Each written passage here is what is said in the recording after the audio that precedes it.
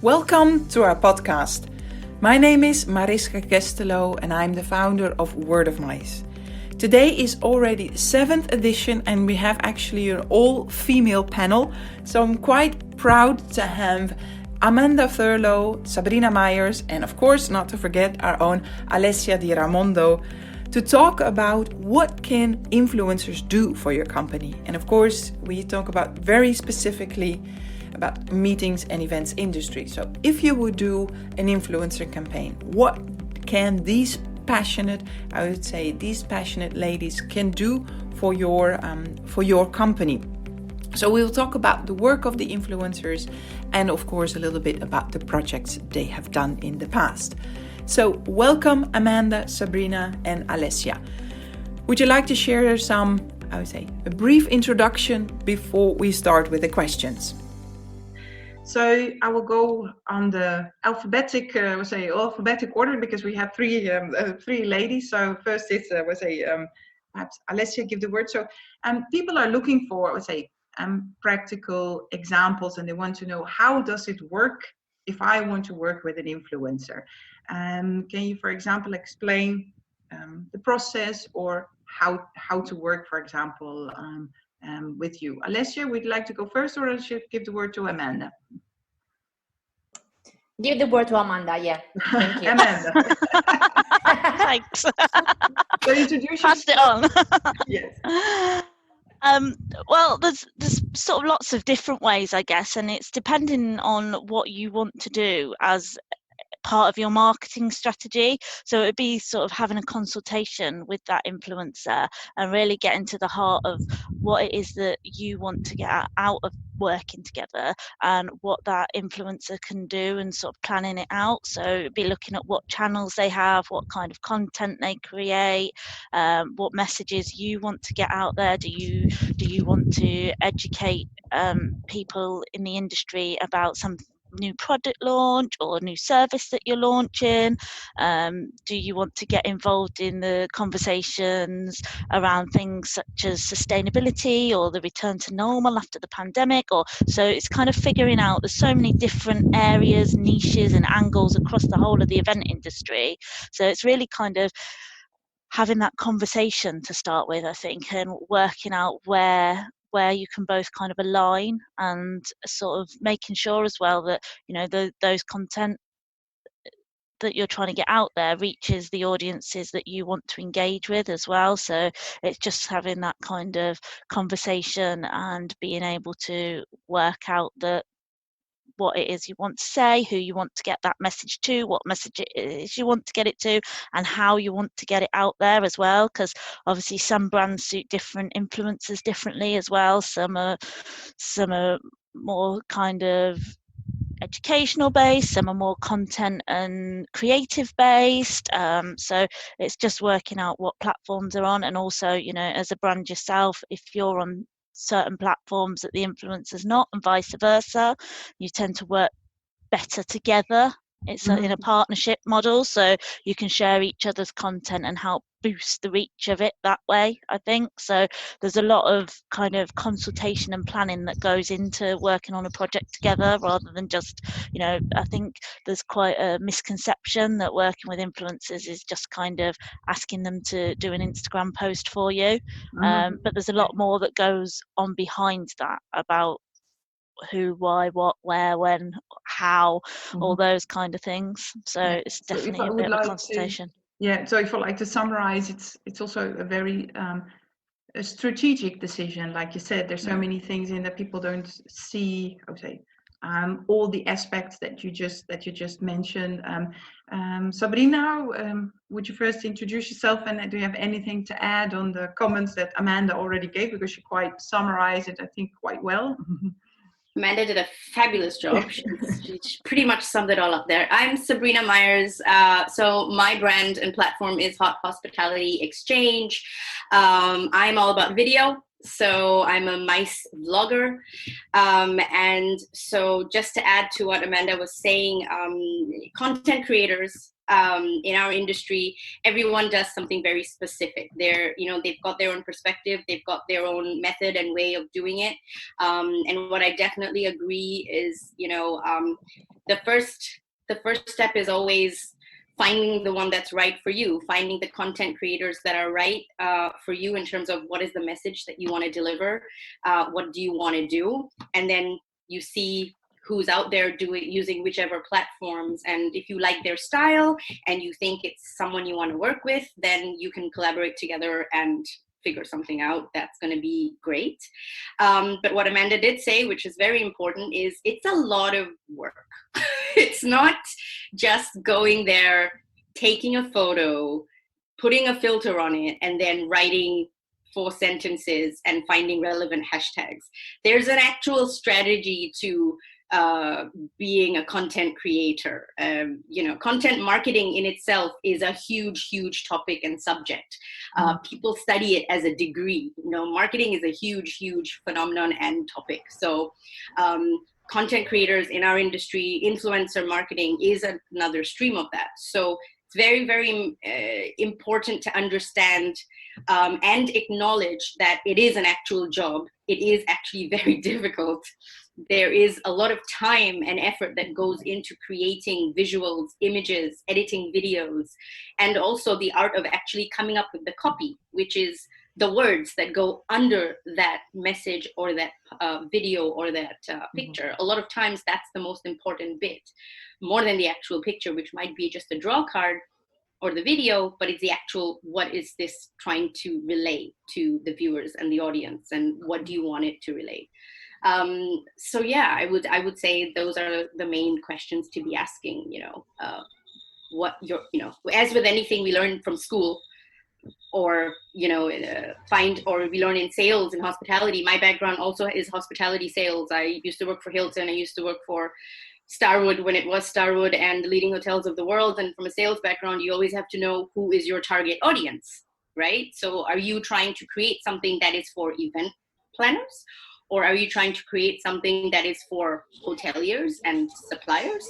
So as long as you know and you define who your target audience is, then you can work with whichever content creator / influencer you think would fit in terms of coming up with that campaign or collaboration or project for you. I think it's about adding them sort of into and collaborating with your existing marketing team as well. So it's about looking at how they can add to that and work with and extend some of the stuff that you're already doing as well. So exactly. There's an element of that, I think, definitely. Yeah, I would like also to add, someone told me once that you are, like you said, an extension of the marketing team, an extra pair of ears and eyes, but then in a professional way, because I think that is also something that a lot of people still see. If I say I work with influencers, then I always think directly of the beauty and the fashion influencers. And so I think there's also a huge, I would say, misperception. And perhaps then I can already go to the second question, is also, how do you select the right influencer? Because a lot of people think, you are selected on your amount of followers, which is that's the first. Also, a lot of people ask, but how many followers do these influencers have? They talk also not really in a human way. So I said, but these people are real, from flesh and blood. These are not robots. So can you also explain, from, if I want to work with one of you, how do I select if you or Sabrina or Alessia would be the right person for my brand or my company to work with you? I think you have to look and see who is following that person.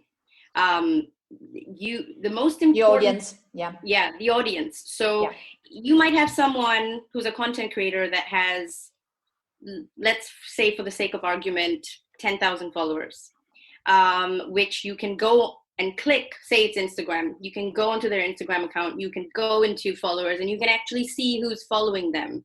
Mm-hmm. And that's when you know if this person is going to work for you or not, because obviously that's the audience that's going to be looking at all the content that they're producing for you. So if you have someone that's a content creator that has a lot of relevant followers, like event planners, any account that's got events in the tag, associations like MPI, hoteliers, suppliers, event supplier services, tourism boards, convention center. If anyone like that is following this person, and a lot of them are, then that person is relevant, and that person has the right audience, because that might be your target audience.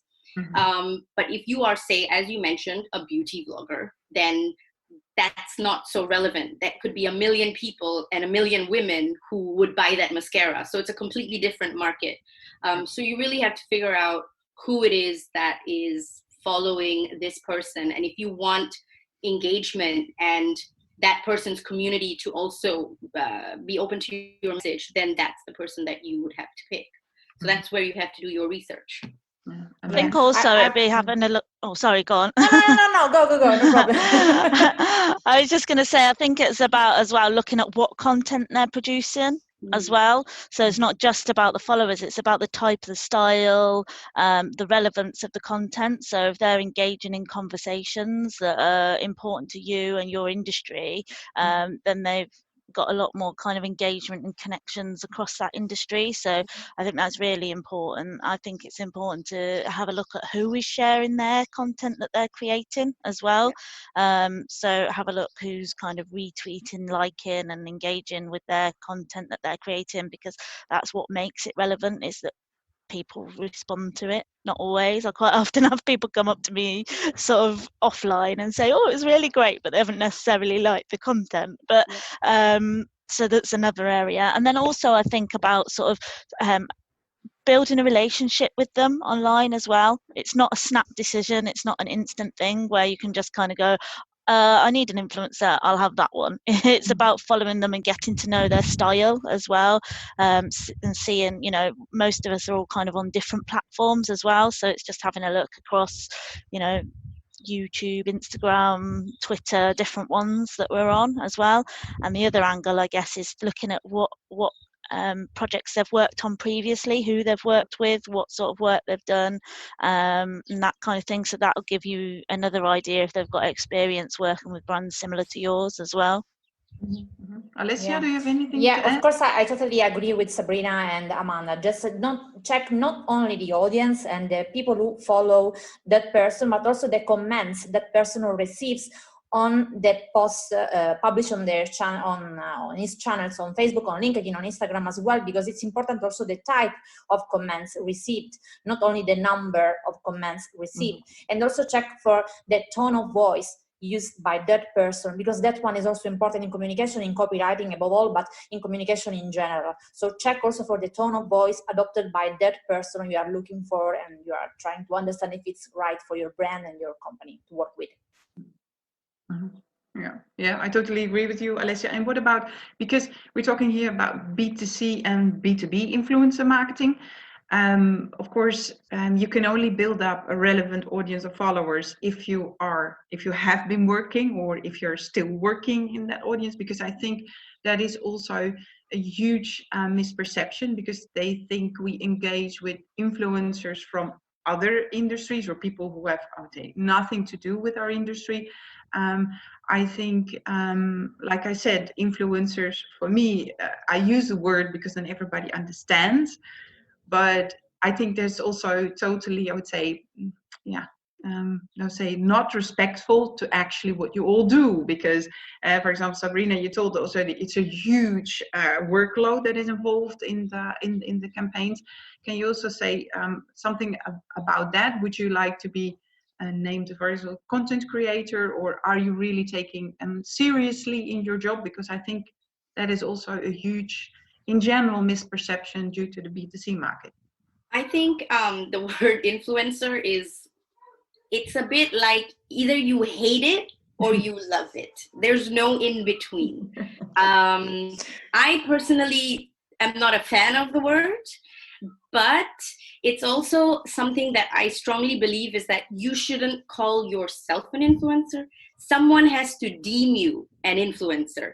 It's not something where you should be like, I'm an influencer, call me. No, like that's, I think, too much, you know, like that's, it's something, you know, an influencer is basically, if you look at the actual, you know, definition of it, it's just someone who has influence to make you take a decision in something. right? So, and an influencer, we see influencers from lots of different industries, any kind of personalities, any celebrities, you know, they're all influencers in some shape, way, you know, or form.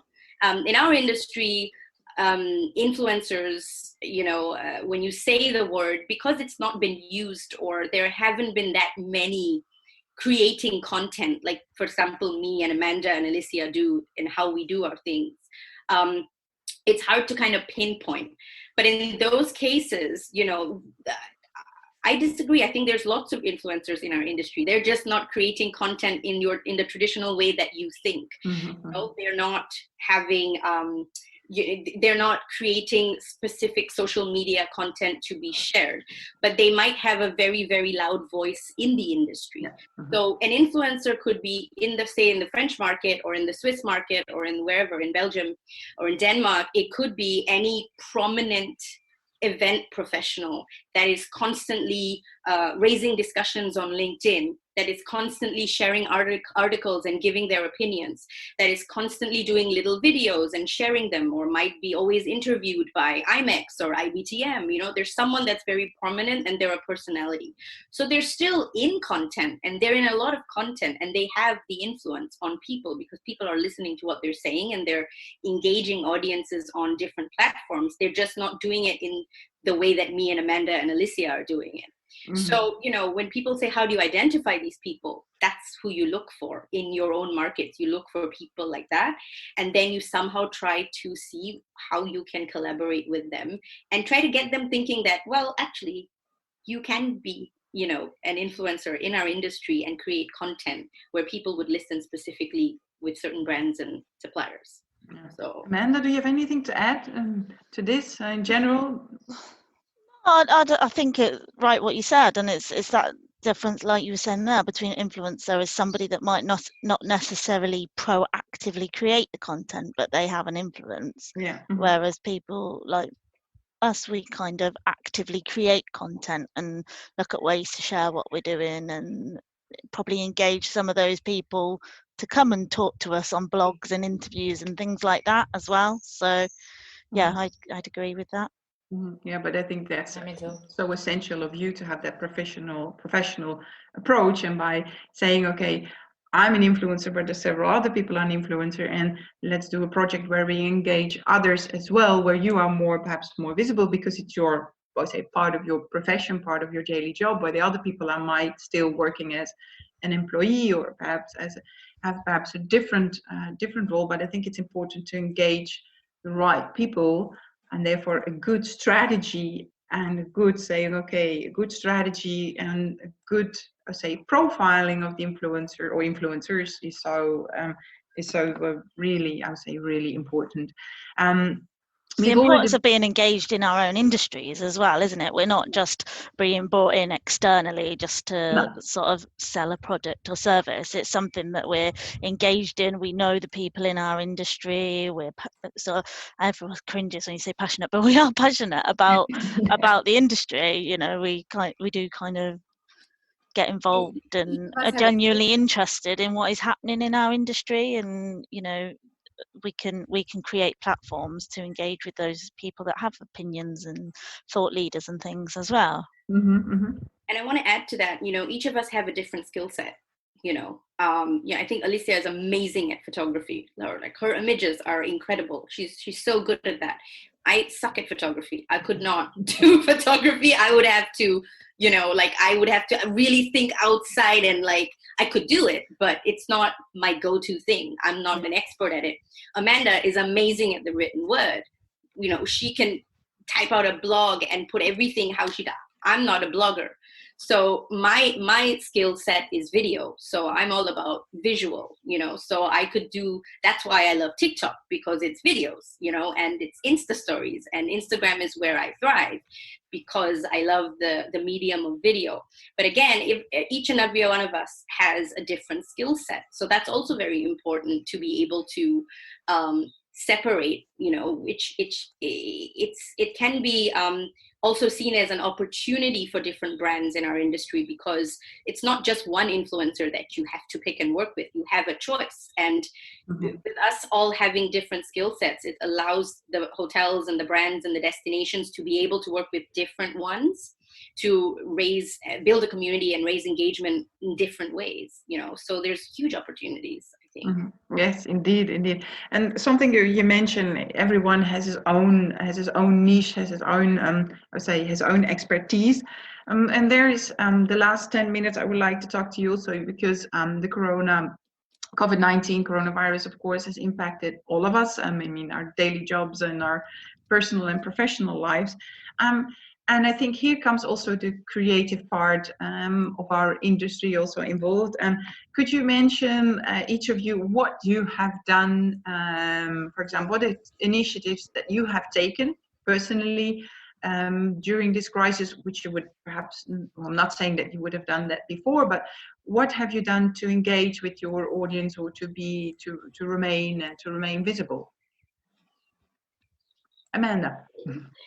So I started off sort of right at the beginning of when sort of UK went into lockdown. I wrote a blog because I could see some of the ways that marketing would still be important. It challenged the way that we could market destinations specifically, because obviously travel was restricted, people couldn't go to those, and it was one of the major restrictions on hosting events is that people couldn't travel internationally.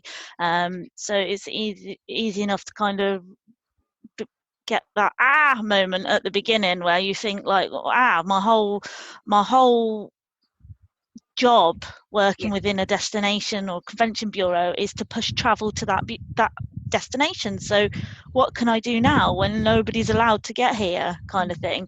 So I just wrote a blog which was sort of 7 ideas that I had around how destinations could still market and how they could rethink, and so I was kind of looking early on about those things around sort of sustainability, about engaging with the knowledge hubs, and how, having a look at those knowledge hubs. So I've worked with convention bureaus before where the knowledge hubs, especially around association events, have been really crucial to attracting business into those areas. So one of my tips was around looking at how industries in your local area are engaging with the crisis. How are they responding? What, manufacturing, science, technology, what is their response to it? And those areas are obviously specialist and niche in your area, and you should be highlighting those as well to help engage those sectors in an event space afterwards, because they'll have sort of access to that knowledge and you'll be sort of highlighted as that. So tips like that I was kind of sharing as well. I've also launched a social media challenge as well. So whilst we can't host events and we're restricted at the moment, it's one that's got a charity angle to it. So it's raising money for Meeting Needs charity, and it's trying to get events in line with some of those museum challenges and travel challenges and things that have been happening online at the moment.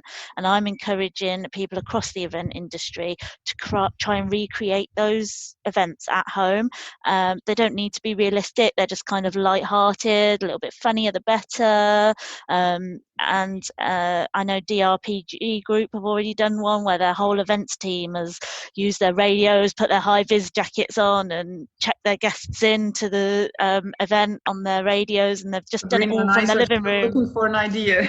Yeah, so it's just ideas like that, and I'm just trying to get people to kind of, essentially event planners are good at planning and creativity, and that's what we do, and we're all kind of itching to kind of get back to that kind of, we want to plan an event, we want to organize stuff and that kind of thing. So it's an opportunity, and again, it's destinations, incentive travel across the board. There's ideas that people can come up with to showcase that, but in a way that's within their sort of local government guidelines and safe. And so it's a way to kind of engage with others, showcase a bit of what your specialism is within the industry, but doing a really fun and creative way, and help raise money for charity.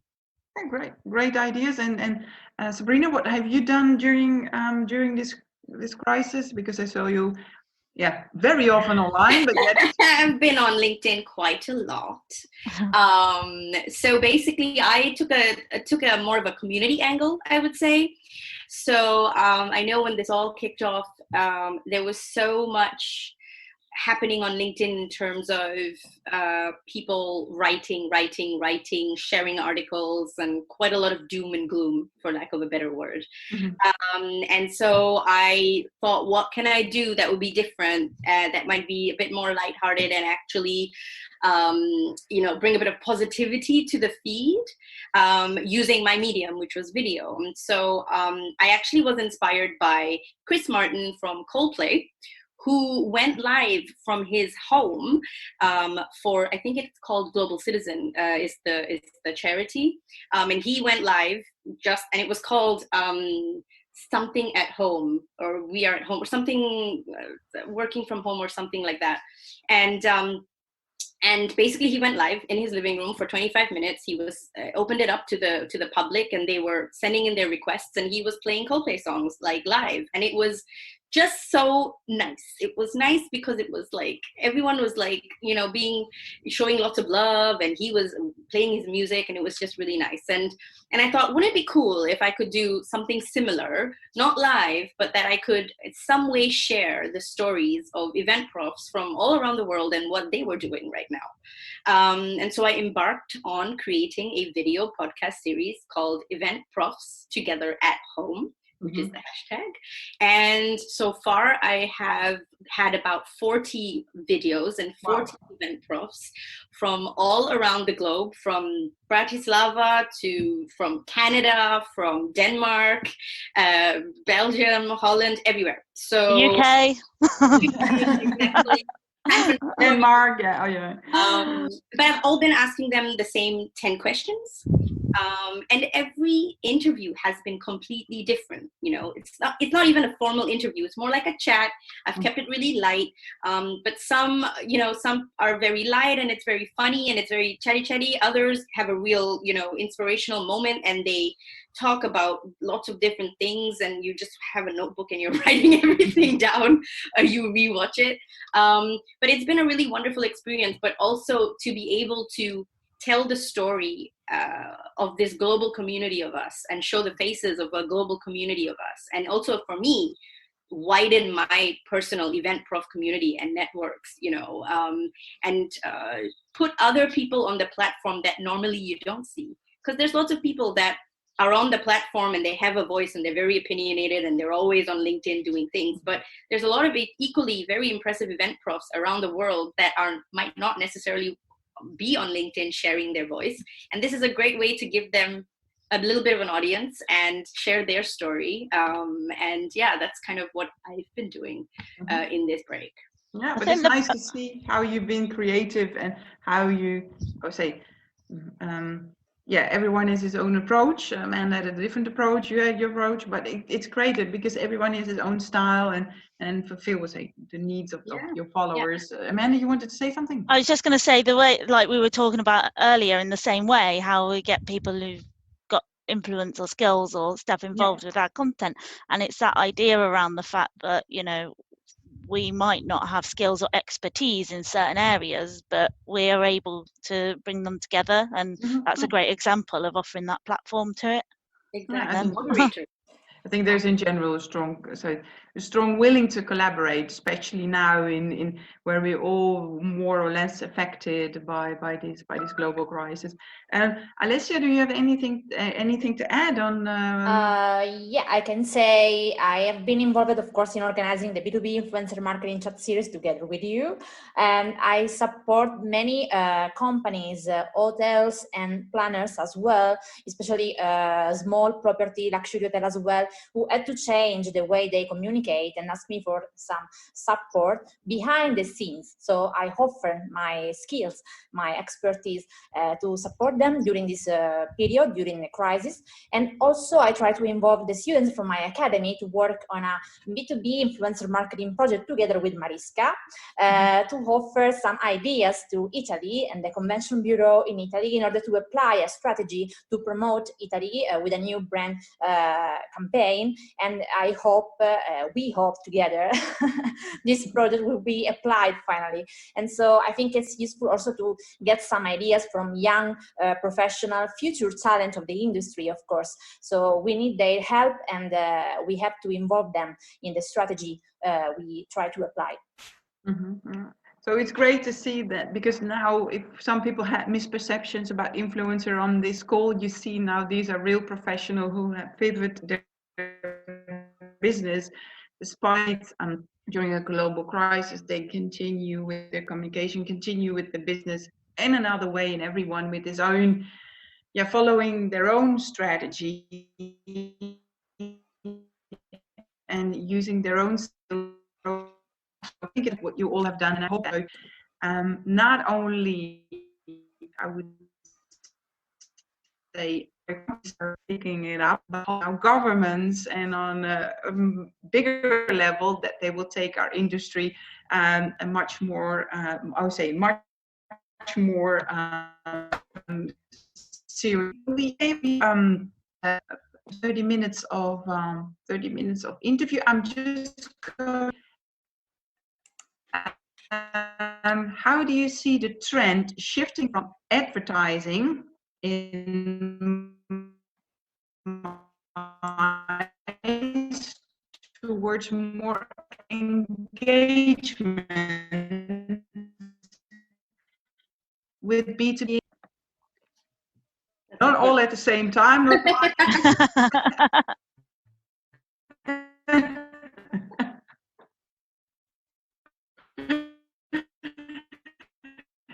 People are looking for engagement. I think more and more advertising is shifting away from that kind of broad, like, this is my product or service, buy it now. People's thoughts and opinions are, and what people have to, again, sort of bringing in sort of our skill sets as influencers as well, and our knowledge as well. Because, like I was saying, we're not just here as an external kind of marketing company or whatever, the industry as well. We live, breathe, work, and get involved with the industry. So it is our knowledge and opinion is relevant. It's not like I said, it's not like we're just saying buy this, do this. It's a genuine opinion. So it's interpretation rather than just a note popped on a platform.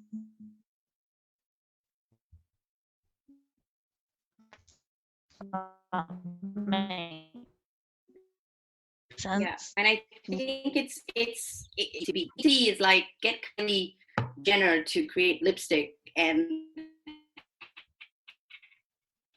20,000 million. That's the beauty industry. That's how it works. Get her to sell to a beauty brand to try and make a collaboration that might be slightly more difficult. They don't want their company associated necessarily with the Kardashians, and for us, it's the same in this industry. That's why it's so important, because you're picking a person, you're picking a personality, you're picking someone, who's going to be the face of your hotel, your brand, your destination for an X amount of time, creating content for you. So, this person has to be engaging in order to deliver on that. And it's a lot harder to do, but it obviously can be done. It's just that brands and suppliers in our industry have to understand that it's a harder job. And they have to make the right decision when choosing these content creators and influencers. Mm-hmm. And then if they pick the right ones and they come up with the right, campaign, which is purely through collaboration, because every personality and content creator is different, then the engagement will come. That is no question. But it takes time, and it takes effort, and it takes a real strategy behind it. But it can happen if you pick the right content creators. Yeah, indeed. But I think also because the to buy ads has never been so cheap as now. So I think also people live now in a very, I would say, uncertain world. Everything what we thought that we were secure of, our jobs, perhaps our house, or our loved ones were suddenly sick, we lost our jobs or whatever, or we lost. I mean, everything that we had was uncertain. So I think also the trust, which comes back again, I think it's much more reliable to work with someone who has 10 years or 15 years or 20 years of working experience in the industry to work with a B2B influencer than to invest that money in ad campaign where you, of course, you can target the audience, but it's much more generic than to add it, to invest it in a real collaboration and in a long-term collaboration than just in an ad campaign. But also, I think it's what you said about the qualified, if you use someone like myself or Alessia or Amanda, we are in the events industry. We plan events. We are actual event planners, or we have worked in the industry on the hotel side, on the event planner side. The content would reflect that, because that's how we would look at it. That's the kind of content we would create, knowing that that's what will resonate with other people like us, with other event planners, with other people in the hospitality industry, and how they would look and process content to get that engagement. And what's really important, and I had this conversation because I do one-to-one social media audits, if you will, with event professionals. And recently I've done a few, and I had one event planner. She has a small independent agency in London. And I did a one-to-one 1-hour session with her. And she was saying, she's done Instagram workshops online. She's done, how to do this. She's bought books. But it's so different when you speak to someone that comes from the events industry, because she was like, I was trying to find pictures to put on my Instagram feed, but how do you make fencing around Glastonbury look sexy? And I was like, well, you can. You just have this, and this, or maybe do like a time lapse when you're putting it up, that could be fun. She was like, oh my God, I never thought about that.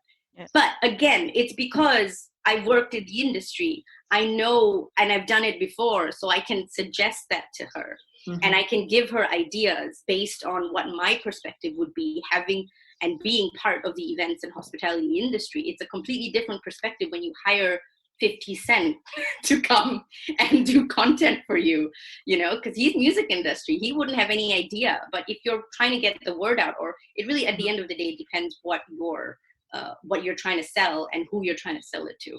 Yeah. I think it's a difference, like having that vested industry and just that vested interest in the industry as well is different to working with someone outside the industry, like I said, that you just kind of pay to turn up and pose next to a fence. it's exactly. Yeah, I fully agree with you, ladies. I have 2 questions actually from Jaroslav. I would say our biggest fan. One question, I'm going to unmute you, Jaroslav, because if you can unmute yourself, because you said, but does destinations and hotels realize that? What was actually before? It was in regards of the number of followers, but you should not look at the number of followers, but at engagement, comments, and the right audience. It was about that. Oh, okay. Mm-hmm. This is I think it's a very good question. I think our industry is still ahead of a long learning curve, I think. But let's see what your opinion is of the ladies. Amanda? Mm-hmm.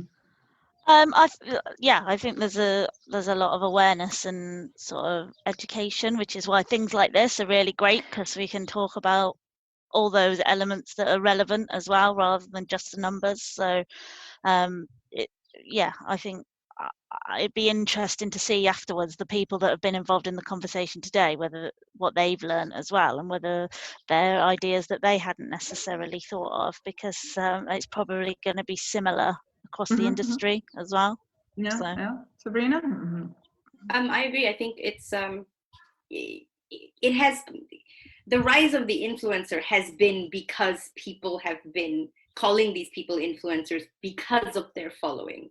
Yeah. And it's only really in the last 18 months that the world has started calling their bluff, right? The world is saying, oh, this person has 10 million followers. this must mean something. We have to get that person. But there's been enough case studies where they've picked that person and they've not gotten the engagement and they've not gotten what they wanted back. And so it's this whole, reason why Instagram has started getting rid of likes in a lot of countries.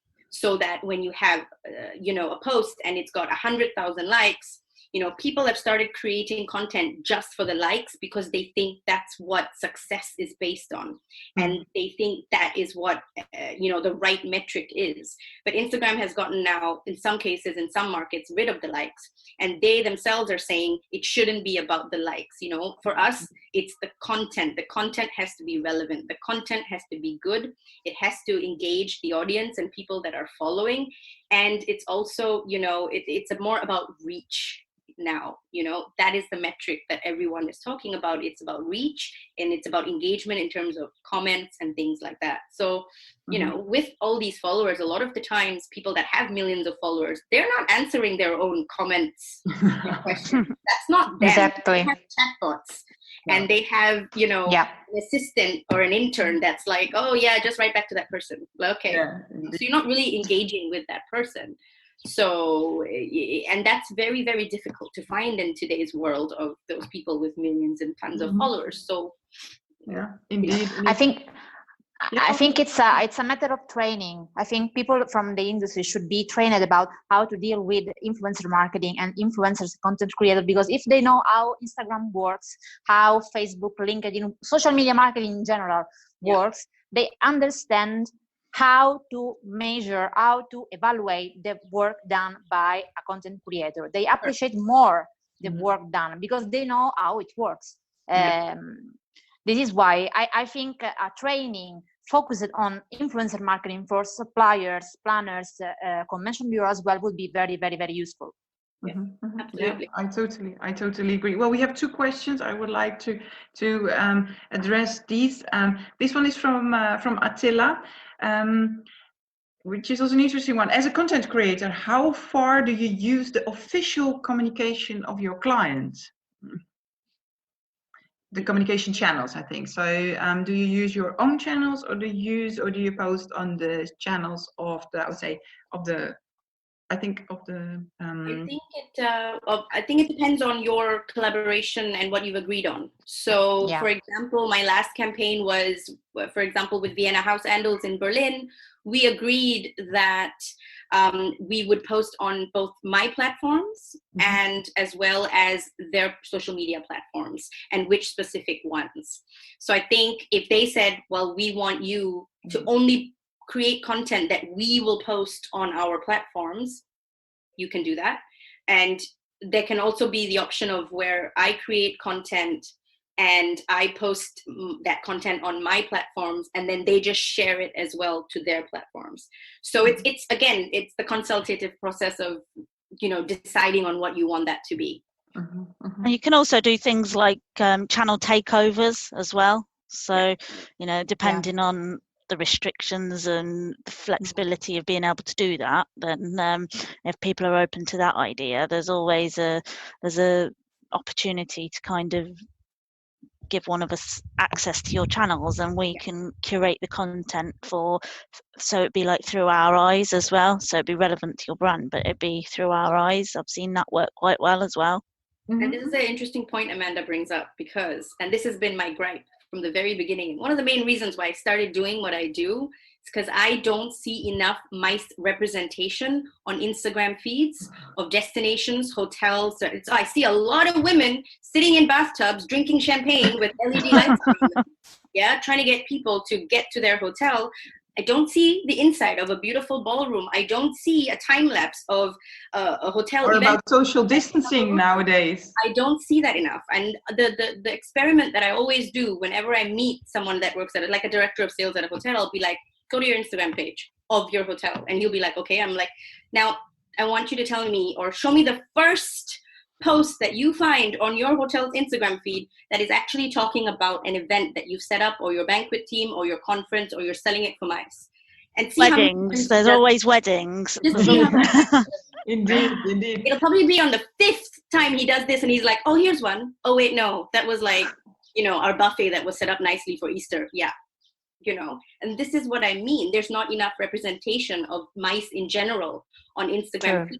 But again, that goes back to the marketing department of those hotels, because they don't think that focusing on mice, for example, is going to bring in the revenue. When if you do the math. Yeah, it is. I don't want to cut you off, Sabrina, but you have 46 minutes of webinar. I want to ask the one last question. I think it's such a funny question, of course, from our biggest fan, Jaroslav. Do you think the influencer mice scene is dominated by ladies? If yes, why? No, I don't think so. I don't know. Quite balanced, actually. Well, you're an influencer as well, Jaroslav. So you're a male. But yeah, I mean, I still think there is so much opportunity for influencers, and especially I hope now in these challenging times that people, event professionals who are perhaps now out of a job, and hopefully change and talk about their lives, talk about their experience, even if it's our throwback moments. But I hope this, and because we are now more online than ever, and I hope that a lot of event professionals, if you work for a supplier, perhaps you lost your job, that it could be interesting to work also as a professional influencer, because there is a lot of, I would say, potential in the pipeline, and I see there is a growing interest to work with influencers, and there is so much possibilities, I would say, and options out there. So I just want to thank you, our great hosts. So Alessia, Amanda, and Sabrina, thank you so much for joining the session. If you have any questions, we will say a little bit. You can put them in the chat, or of course you can send them to us. Next week we will talk about a different topic, which sounds perhaps a bit boring, but we talk about what are you allowed to do as an influencer or as a brand, which means we will dive further into the rules and regulations, because they are, even if an influencer or from a brand perspective. And I think it's very important that we address this also. So next week we'll have a conversation with Rupa Shah. She's the founder of #Unlimited. So we will dive in that topic over there. So every Thursday at 3 p.m. And I want to say that Julius Solaris is also as an upcoming host in the pipeline, so it might be of your interest as well. So thank you so much for joining. I would say have a lovely afternoon. Thank you. And see you next week. Yeah. Thank you. Thank you. Thank you. Bye-bye. Thank you.